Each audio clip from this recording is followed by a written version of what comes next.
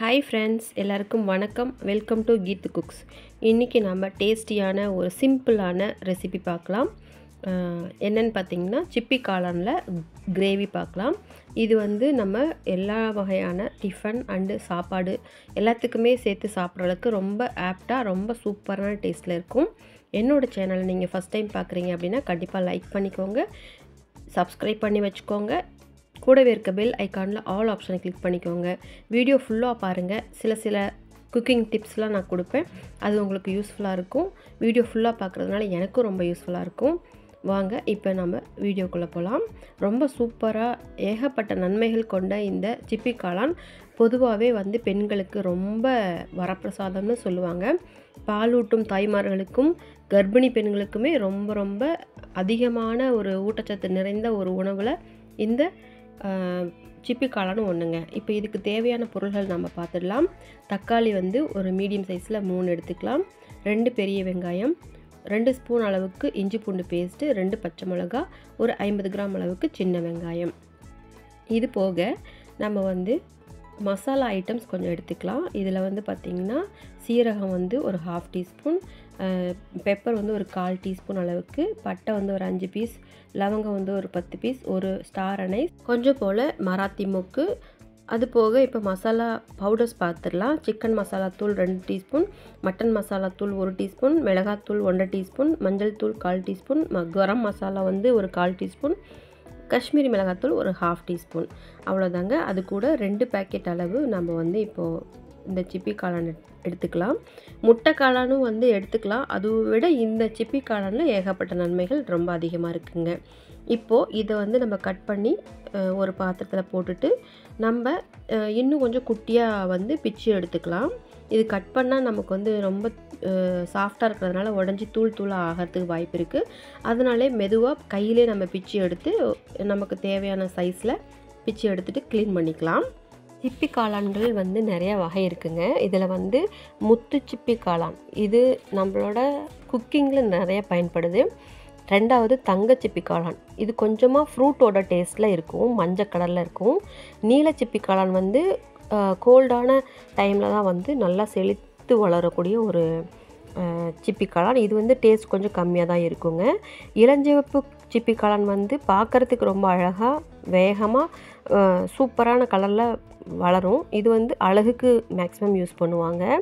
King சிப்பி காளான் இறைச்சி, நம்மளோட நான்வெஜ் சாப்பிடக்கூடிய அளவுக்கு டேஸ்ட்டும் கூட. அது எல்லா விதமான உணவு வகைகள்லேயும் ரொம்ப ஃபேமஸாக இருக்கக்கூடியது கிங் சிப்பி காளான். இந்த சிப்பி காளானில் பார்த்திங்கன்னா கார்போஹைட்ரேட் ரொம்ப கம்மியாக இருக்குது.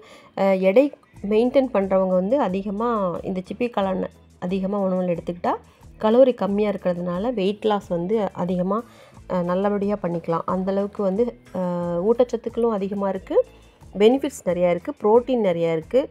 கொழுப்பு கொஞ்சமாக தான் இருக்குங்க. 1 கிராம் தான் இருக்கும். 100 கிராம் அளவு சிப்பி காளானில் 1 கிராம் அளவுக்கு தான் இருக்கும். இதில் நார் சத்து நிறையா இருக்குங்க. ஃபைபரும் ப்ரோட்டீனும் நிறையா இருக்கிற எந்த உணவாக இருந்தாலுமே அது வெயிட் லாஸ் பண்ணுறவங்களுக்கு ரொம்ப ஈஸியாக இருக்குங்க, ரொம்ப யூஸாகவும் இருக்கும். இப்போ நம்ம கையில் பிச்சு போட்ட இந்த காளானை தண்ணியில் 2 தடவைக்கு போட்டு நல்லா அலசி எடுத்துடலாம். எப்படியா இருந்தாலுமே கொஞ்சம் போல் மண் தூசி எல்லாமே இருக்கும்.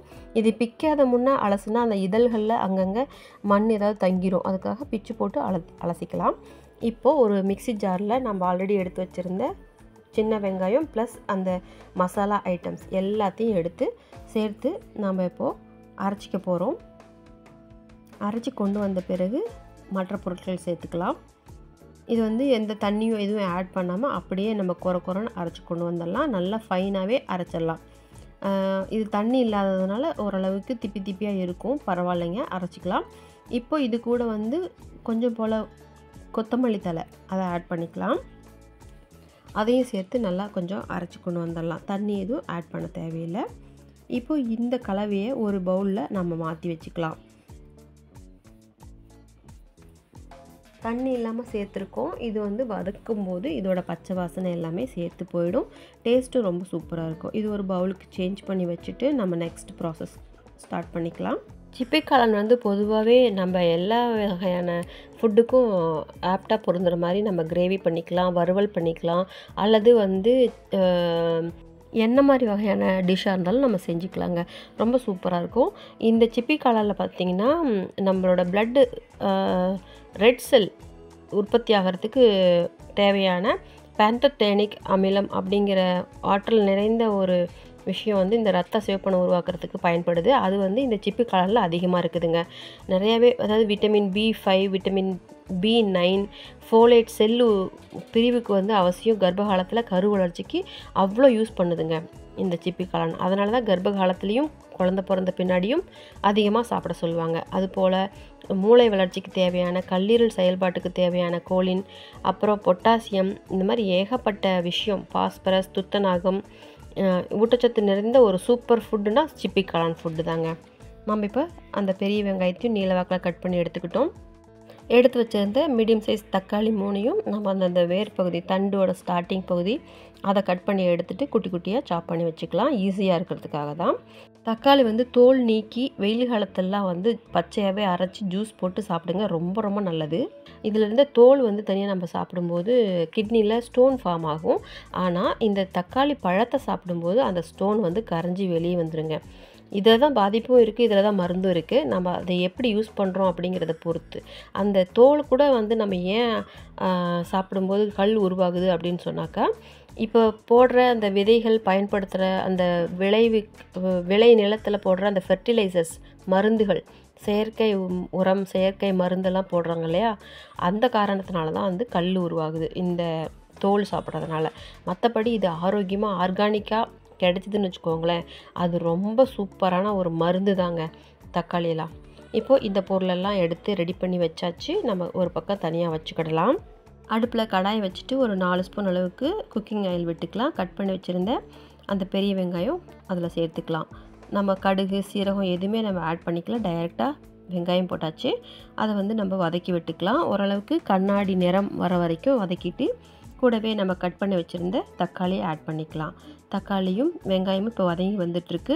ஃப்ளேம் வந்து மீடியம் ஃப்ளேம்லேயே வச்சுக்கலாம். நல்லா அப்போ தான் வந்து தண்ணி விட்டு வேக ஆரம்பிக்கும் போது தக்காளியும் நல்லா ஸ்மாஷ் ஆகி வரும், வெங்காயமும் வதங்கி வந்துடும். இப்போ வதங்கி வந்தது கூடவே வந்து 2 ஸ்பூன் அளவுக்கு இஞ்சி பூண்டு பேஸ்ட் ஆட் பண்ணிக்கலாம். இஞ்சி பூண்டு பேஸ்ட்டும் மீடியம் ஃப்ளேம்லேயே நம்ம வதக்கி விட்டுக்கலாம். அப்போ தான் தீயாமல் நமக்கு டேஸ்ட் மாறாமல் நல்லா கிடைக்கும். நல்லா வதங்கி வந்ததுக்கப்புறமா நம்ம மசாலா சேர்த்துக்கலாம். ஓரளவுக்கு நல்லா சுருண்டு எண்ணெய் பிரிஞ்சு வரட்டும். அதுக்கப்புறம் நம்ம ஒவ்வொரு மசாலாவாக சேர்த்துக்கலாம். இப்போது 2 பச்சை மிளகாய் ஆட் பண்ணிக்கலாம். அது கூடயே சேர்த்து வதங்கி வரட்டும். பச்சை மிளகா கட் பண்ண வேண்டாம், நான் முழுசாக தான் ஆட் பண்ணியிருக்கேன். இப்போ மசாலா பொருட்கள், அந்த பவுடர்ஸ் எல்லாம் சேர்த்துக்கலாம். நான் முன்னையே வந்து அளவு முறையை நான் உங்களுக்கு சொல்லியிருக்கேன். வீடியோ நீங்கள் ஃபுல்லாக பார்த்தீங்கன்னா உங்களுக்கு தெரியும். இந்த மசாலா பொருட்கள், பவுடர்கள் எல்லாத்தையும் சேர்த்துட்டு நல்லா வதக்கி கிளறி விட்டுக்கலாம். மீடியம் ஃப்ளேம்லேயே அனல் இருந்தால் தான் நமக்கு தீயாமல் டேஸ்ட் மாறாமல் ரொம்ப சூப்பராக எண்ணெய் பிரிஞ்சு வரும், பச்சை வாசனை எல்லாம் போகும். ஒருவேளை அதிகமான தீயில் நம்ம இதை வதக்கி விட்டுட்டு இருந்தோம்னா உடனே தீஞ்சு போயிடும். அதோட டேஸ்ட் வந்து சுத்தமாக மாறி போயிடுங்க. இப்போது பச்சை வாசனை போனதுக்கப்புறமா நம்ம வந்து கட் பண்ணி சுத்தம் பண்ணி வச்சுருந்த அந்த மஷ்ரூம்ஸ் எல்லாத்தையும் ஆட் பண்ணிக்கலாம். இது வதங்கி வர வரைக்கும் நம்ம தண்ணி எதுவும் ஆட் பண்ண வேண்டாம். ஏன்னா இந்த காளான்லேயே வந்து நல்லா தண்ணி பதம் அதிகமாக இருக்கும், ஈரப்பதம் அதிகமாக இருக்கிறதுனால வதக்கி விட்டுட்டு இருக்கும்போதே வந்து நீர் விட ஆரம்பிக்கும். இது வதங்கி நல்லா கொஞ்சம் ஓரளவுக்கு ஹாஃப் பாயில் அளவுக்கு வெந்து வர வரைக்கும் நம்ம வந்து தண்ணி எதுவும் சேர்க்க வேண்டாம். இந்த மசாலா பொருள்கள் எல்லாமே இந்த காளானில் மிக்ஸ் ஆகிற மாதிரி நம்ம கிளறி விட்டுக்கலாம். நம்ம பாருங்கள் எவ்வளோ போட்டோம், இப்போ எவ்வளோ இருக்குது, அந்தளவுக்கு குறுகி போயிடும். நல்லா ஓரளவுக்கு ஹாஃப் பாயிலுக்கு வதக்கி விட்டதுக்கு அப்புறமா கொஞ்சம் போல் நம்ம தண்ணி விட்டுக்கலாம். ஏன்னா நமக்கு வந்து இன்னும் கொஞ்சம் வேகணும், அதுக்காக தான் கொஞ்சம் தண்ணி விட்டுக்கிறோம். மசாலாவும் சேர்ந்து இதில் மெர்ஜ் ஆகணும், அதுக்காக தான். இப்போது ஒரு மூடி போட்டு ஒரு 5 மினிட்ஸ் ஆட்டும் நம்ம வேக விட்டுக்கலாம். மீடியம் ஃப்ளேம்லேயே வேகட்டும். இப்போ பாருங்கள் ஓரளவுக்கு எண்ணெய் பிரிஞ்சு நல்லா வெந்து வந்துட்டுருக்கு. வெந்து வந்ததுக்கப்புறமா நம்ம வந்து இப்போ மசாலா, அரைச்ச மசாலா எல்லாத்தையும் ஆட் பண்ணிக்கலாம். ஃபஸ்ட்டு வந்து அந்த க்ரீன் பேஸ்ட் ஆட் பண்ணிக்கலாம். இதோட என்னென்ன பொருள் சேர்த்து நம்ம அரைச்சிருக்கோம் அப்படின்னு சொல்லிட்டு வீடியோட ஆரம்பத்திலே நம்ம சொல்லியிருப்போம். நீங்கள் டவுட் இருந்தால் அதில் கூட போய் பார்த்துக்கலாம். இப்போ அரைச்ச அந்த பச்சை மசாலாவை ஆட் பண்ணதுக்கப்புறம் நல்லா கிளறி விட்டுக்கலாம். இதோட பச்சை வாசனையும் போகட்டும். மீடியம் ஃப்ளேம்லேயே அடுப்பை வச்சு நம்ம இதை சமைச்சு எடுத்துக்கலாம். முழுக்க கம்மி ஃப்ளேம்லேயே இருக்கும்போது டேஸ்ட் நல்லா வரும். வதங்கி வரட்டும். கொஞ்சம் போல் தண்ணி விட்டு நம்ம கிளறி விட்டுக்கலாம். இதோட பச்சை வாசனை போகிற அளவுக்கு மட்டும் நம்ம வேக விட்டுக்கலாம். நம்ம எவ்வளோ கிரேவி தேவையோ அந்தளவுக்கு தண்ணி விட்டுக்கலாம். கிரேவி வேணும் அப்படின்னு சொல்லும்போது தண்ணி விட்டு வேக விட்டுக்கலாம். உப்பு காரம் டேஸ்ட்டு பார்த்துக்கலாம். காரம் வந்து நல்லாவே கரெக்டாக இருக்குது. அதனால் நான் உப்பு மட்டும் பத்தல, கொஞ்சம் போல் ஆட் பண்ணிக்கிட்டேன். மூடி போட்டு வேக வச்சு ஒரு 5 மினிட்ஸ் வேக விட்டதில் நல்லாவே கொதி வந்துருச்சு. இப்போ கிரேவியும் நல்லா ஒரு கன்சிஸ்டன்சிக்கு வந்தாச்சு. டேஸ்ட்டும் ரொம்ப சூப்பராக பக்காவாக இருக்குது. நம்ம இன்னும் கூட நமக்கு வந்து அதோட கிரேவினஸ் நல்லா தெரியணும் வேணும் அப்படின்னு சொன்னால் ஒரு 5 மினிட்ஸ் வேக விட்டுக்கலாம். நான் அது போல் தான் செஞ்சு வேக விட்டுருக்கேன். டேஸ்ட் பார்த்துக்கலாம். நல்லா சூப்பராக வெந்து வந்தாச்சு. அருமையான டேஸ்ட்டில் இது வந்து இட்லி, தோசை, சப்பாத்தி, பூரி, சாப்பாடு, அப்புறம் வந்து பிரியாணிக்கு சைட் டிஷ்ஷாக எல்லா மெயின் டிஷ் கூடயும் இது வந்து ஆப்டாக பொருந்துங்க. அந்தளவுக்கு கிரேவி வந்து ரொம்ப சூப்பராக இருக்கும். ஒரு மட்டன், சிக்கன் சாப்பிட்ற அந்த ஃபீல் கொடுக்கும் இந்த ஆயிஸ்டர் மஷ்ரூம். நீங்கள் ட்ரை பண்ணி பாருங்கள். இப்போது நமக்கு ஆல்மோஸ்ட் நம்மளோட ஆயிஸ்டர் மஷ்ரூம் கிரேவி ரெடி ஆகிடுச்சு. மல்லித்தலை தூவி நம்மளோட ஆயிஸ்டர் மஷ்ரூம் கிரேவியை இறக்கிக்கலாம். ரொம்ப சூப்பராக வந்திருக்குங்க. நீங்களும் வீட்டில் ட்ரை பண்ணி பார்த்துட்டு எனக்கு உங்களோட ஃபீட்பேக் சொல்லுங்கள். இது அடிக்கடி எடுத்துக்கிறதுனால நம்மளோட உடல் நலத்தில் ஏகப்பட்ட ஊட்டச்சத்துக்கள் தாராளமாகவே கிடைக்கும். குழந்தைங்களுக்கு சின்ன வயசுலேருந்தே அடிக்கடி எடுத்து கொடுத்தீங்கன்னா அவங்களுக்கு வந்து இந்த பற்றாக்குறை, ஊட்டச்சத்து பற்றாக்குறை எதுவுமே இருக்காது. அதுபோல் சத்தான ஒரு நான்வெஜ் சாப்பிட்ற ஒரு ஃபீல் கொடுக்கக்கூடிய ஒரு விஷயம் இந்த ஆயிஸ்டர் மஷ்ரூமில் இருக்குது. என்ஜாய் பண்ணுங்கள். பிகினராக இருந்தால் கூட நான் சொல்கிற இந்த மெத்தடில் நீங்கள் இந்த ரேஷியோவில் கன்சிஸ்டன்சி கிடைக்கிற அளவுக்கு கிரேவியை ரெடி பண்ணுறது ரொம்ப ரொம்ப ஈஸி. ட்ரை பண்ணி பாருங்கள். நான் இன்றைக்கி இந்த வீடியோவில் சொல்லியிருக்கிற இந்த ரேஷியோவில் நீங்கள் ட்ரை பண்ணி பார்த்துட்டு சமைச்சு பார்த்துட்டு சாப்பிட்டுட்டு சொல்லுங்கள். கண்டிப்பாக உங்களுக்கு ரொம்ப ரொம்ப பிடிக்கும். நான் உங்களை அடுத்த வீடியோவில் மீட் பண்ணுறேன். இது போல் ஒரு பயனுள்ள தகவல்களை நான் வந்து ஒவ்வொரு வீடியோவிலும் கொடுத்துட்ருக்கேன். முழு வீடியோ பார்த்தவங்களுக்கு தெரிஞ்சிருக்கும். என்னோடய இந்த முழு வீடியோ பார்த்தவங்களுக்கு ரொம்ப ரொம்ப தேங்க்ஸ். புதுசாக இந்த வீடியோ பார்க்குறீங்க அப்படின்னா கண்டிப்பாக லைக் பண்ணிவிட்டு சப்ஸ்கிரைப் பண்ணி வச்சுக்கோங்க. நான்வெஜ், வெஜ் எல்லாமே என்னோடய சேனலில் இருக்குது. உங்களோட விருப்பம் போல் உங்களுக்கு என்ன டிஷ் வேணுமோ அது எனக்கு கமெண்ட்டில் தெரிவிச்சிங்கன்னா நான் உங்களுக்கு அது செஞ்சு தரத்துக்கும் விருப்பப்படுறேன். அது போக என்னோடய வீடியோ பார்த்த எல்லாருக்கும் ரொம்ப நன்றி. இந்த மாதிரி நல்ல நல்ல ஃபுட்டை தேடி சாப்பிடுவோம், நல்லா இருப்போம். வீடியோ பிடிச்சிருந்தால் லைக் பண்ணிவிட்டு சப்ஸ்கிரைப் பண்ணிக்கோங்க. கூடவே இருக்க பெல் ஐக்கானில் ஆல் ஆப்ஷனையும் கிளிக் பண்ணி வச்சுக்கோங்க. நான் உங்களை அடுத்த வீடியோவில் மீட் பண்ணுறேன். தேங்க்ஸ் ஃபார் வாட்சிங் this video friends. Thank you, bye and take care friends.